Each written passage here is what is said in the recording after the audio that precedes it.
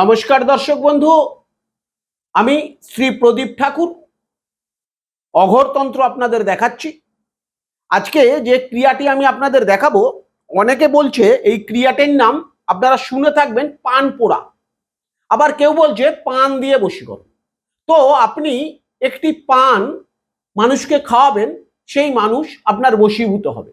এটি সবচেয়ে বেশি হয় যদি কোনো স্ত্রী তার স্বামীকে খাওয়ায়, তাহলে তার স্বামী তার স্ত্রীকে ছেড়ে কোনো দিনই যেতে পারবে না।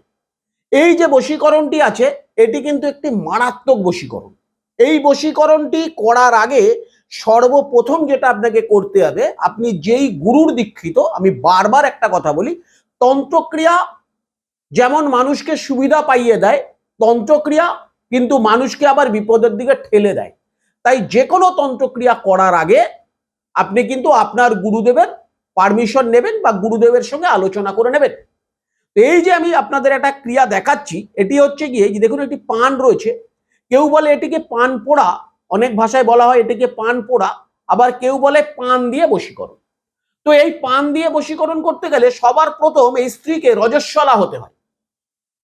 কোনো রজস্বলা স্ত্রী যদি একটি পান নিয়ে সেই পানের ওপর আমি যে মন্ত্রটি বলছি সেই মন্ত্রটি উত্তর অথবা পূর্ব দিকে মুখ করে রাত্রি 12টার পরে, এটা নিশীথে করতে হয়, রাত্রি 12টার পরে ওং নম ব্যাখ্যা দেবী অমুকের জায়গায় স্বামীর নাম মে বশকারী স্বাহা, এই মন্ত্রটিকে আবার বলছি, ওং নম ব্যাখ্যা দেবী অমুকের জায়গায় স্বামীর নাম মে বশকারী স্বাহা, এই মন্ত্রটি 28 বার অভিমন্ত্রিত করে রজস্বলা অবস্থায় তার এক ফোঁটা এইখানে তার যে পিরিয়ডের রক্ত বা তার পিরিয়ডের কাপড় এই পানটার মধ্যে দিয়ে, সেই পানের মধ্যে একটু কালো সর্ষে, একটি এলাচ এবং পানের যাবতীয় জিনিস আছে সেটি দিয়ে